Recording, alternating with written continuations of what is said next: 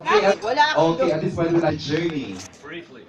Okay, it can be, Ako po si Paco. Woolworth Paco. Am I Woolworth there? Are you I'm not sure. Woolworth? I'm Paco, and I am the brother of Edsa and Richie. And I am a lost soul trying to find who I am in the Oh. movie. And it's really interesting to see where it goes through. And So are you blood related to Richie and Pokey? Are you? Meron bang ano? I find out I'm adopted. I wasn't sure if that was like. Oo naman, you know. doesn't show naman kasi show ng dalawang Hindi ko alam. I didn't know that. Alright. Okay, thanks. And of course, Richie, bumibilma Santos ka naman sa rolling mo doon. Kasi naman, Ano ba nga? Kwento mga role mo? friend. Bakla. Hindi halata. Oo nga. No, I play Bonnie. Kung may Edsa, may Bonnie. Oh, sa may main okay. avenue, may semi-main avenue. Diba? Ganun ang chika. So I play Bonnie Woolworth. I play blood siblings kami ni Ate Edsa dito. Ay, bugs. And yung journey naman ng ano ko, yung character, I lose love and then I find it. Oh! Yan. That's it. Arte-arte. Okay, and Mr. Steven, please, your role. Papa Frank is the buoy in this family to keep everybody afloat and to be the glue to hold the love together amongst everybody. The point is that we're not all related by blood, but And of course, Lee, your character. Yeah, it's the character of Chad Bauer. Becomes the love interest, Oh. works at becoming the love interest, gets over Alright. it, and then becomes a love interest. Wow. Yeah, Da. 3 months after filming, still get sweaty talking about it. So, Haba ng hair, huh? yeah, no, it's a type of, I found Chad to be a person who knew what he wanted, you know, and found a very sweet woman that, you know, he Oh. thought he could be with. And obviously she's got issues at home and that she has to deal with, or that he totally understands, I think, you know, it comes through in the movie. Wow. So, yeah. Thanks. Thanks, Lee. And of course, Pokey, your character and your role. Ano daw? Ito yung ano, Ako kala po yung niya. panganay na duguduguan habang sinushooting to. Dahil. Naubusan ako ng ka-Inglesan. Anyway, ako po yung panganay sa magkakapatid. Ito nga si Edsa Woolworth. So, medyo napag-iwan na ng panahon. Sa totoong buhay, maninimbang ako rito kung it's about time na ba na magkaroon na ako ng love life or yung kailangan kasi ako ng pamilya ko. So, ayun, dito ang struggle sa buhay. Yun. Oh. Yun. So, dahil wala na kaming nanay, so tumayong ako na yung nanay ng pamilya. It's about family pala talaga. Okay, Tita Ethel. Berjanti. Why would you say, why we would want to consider this a family fiction?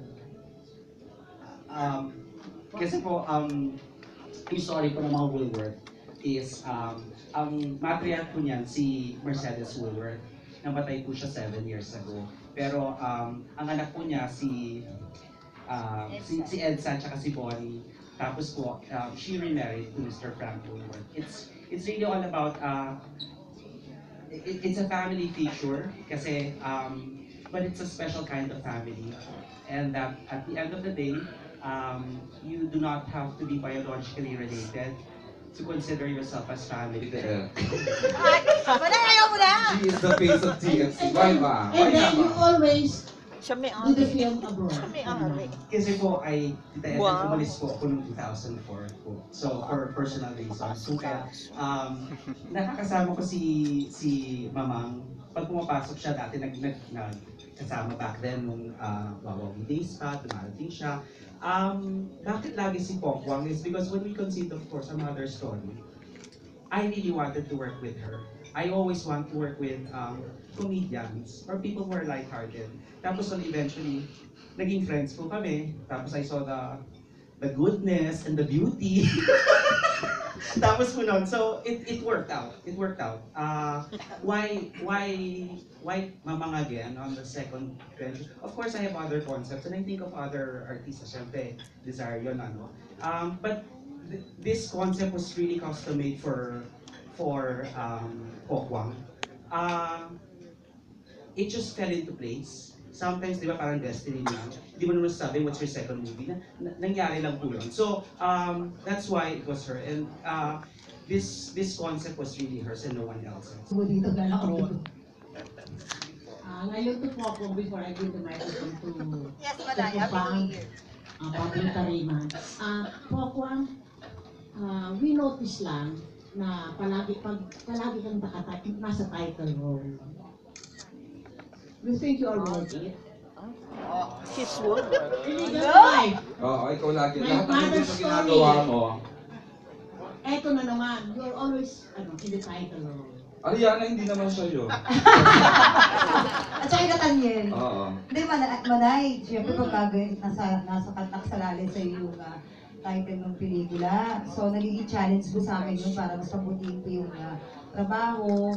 At saka, kumbaga, bigyan mo ng hustisya and respetuhin mo yung idea ng pelikula at ng bawat katrabaho ng director, lahat ng mga writers, kasi ikaw pinagkatiwalaan nila. Yun yun man. At nasa challenge po ko sa ganun. And I think Richie will translate that Yes. para sa ating At saka may tanong na rin ako kay Richie. Richie, parang isa kasi dito sa pinakabida, may conflict kayo ng stepfather.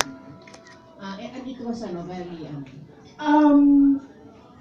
Hindi naman po siya conflict in the sense na inaway ko, pero parang may part po kasi yung character ko na para maging buo ako, kailangan kong i-let go yun, yung pag-aalaga sa kanya. Di ba issue naman po natin yan, yung at a certain age, aalagaan pa ba natin ang magulang natin o yung sarili natin? Tapos, more than conflict namin yan ni Papa Frank, mas naging conflict namin yun ng mag-ate. Kasi parang doon lalabas yun.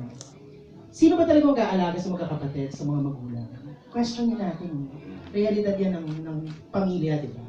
So, yun po yun. Pero Pilipino talaga. Yes, Pinoy na po talaga ang pakiramdam ng pelikula.